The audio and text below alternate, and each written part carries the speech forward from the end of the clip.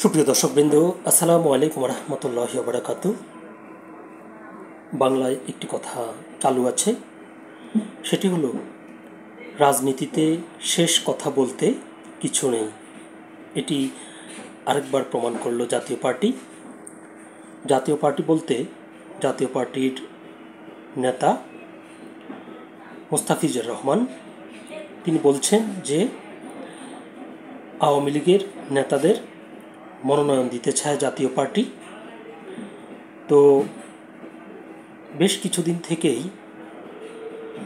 গণ অধিকার পরিষদ বারবার বলছে যে রাজনীতিতে জাতীয় পার্টির হাত ধরে আওয়ামী লীগের উত্থান ঘটবে, এজন্য তারা জাতীয় পার্টিকে নিষিদ্ধ করার দাবি জানাচ্ছে।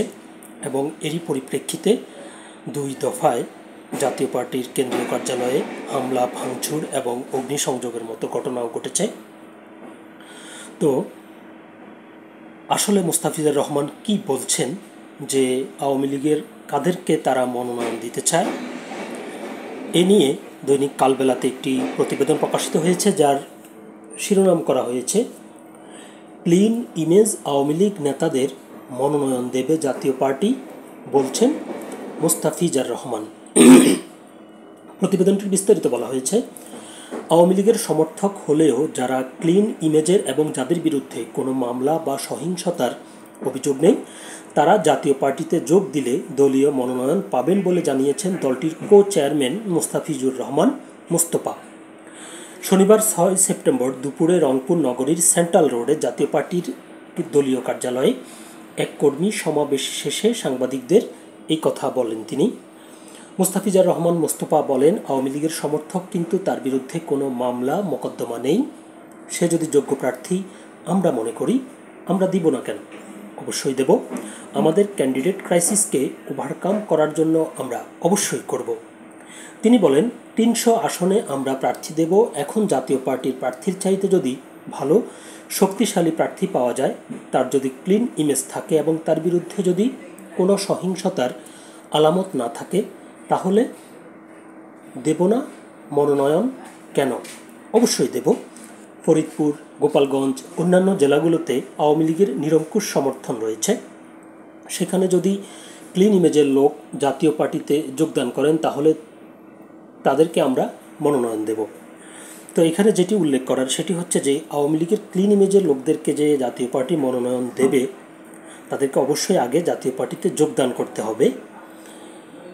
জাতীয় পার্টির এই চেয়ারম্যান বলেন, গণতন্ত্রের স্বার্থে যারা গণতন্ত্রের পক্ষে শক্তি এবং এই ধরনের মব ভায়োলেন্সে নেই, তাদেরকে বাঁচানোর জন্য বিএনপির একটা ভূমিকা থাকতে হবে।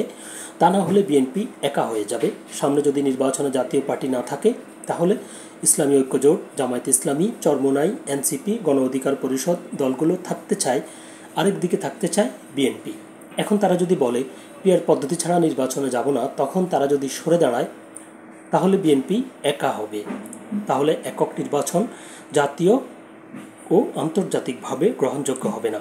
বিএনপিকে বিপদে ফেলার জন্য স্বাধীনতা বিরোধী শক্তিরা কিন্তু চেষ্টা করছে।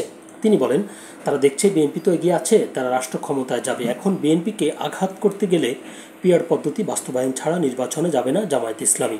এরকম একটা খোঁড়া অজুহাত খুঁজে বিএনপিকে বিপদে ফেলার জন্য চেষ্টা।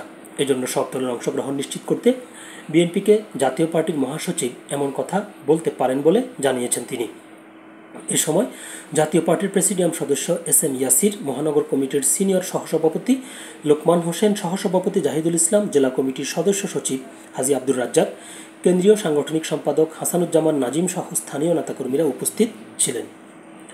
তো মূল প্রতিবেদনটি এ পর্যন্তই ছিল। দেখা যাক সামনের দিনগুলোতে, যেটি আগেই উল্লেখ করছিলাম যে রাজনীতিতে শেষ কথা বলতে কিছু নেই, এই শেষটা কোথায় গিয়ে শুরু হয়, নাকি শেষ হয়, নাকি শেষই হবে না, এটি সময় বলে দেবে। সে পর্যন্ত আমরা সকলেই ভালো থাকব, আপনারাও ভালো থাকবেন।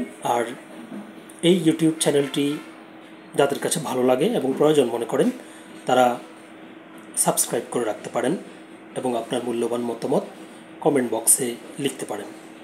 সবাইকে ধন্যবাদ। ভালো থাকবেন, সুস্থ থাকবেন। আল্লাহ হাফেজ।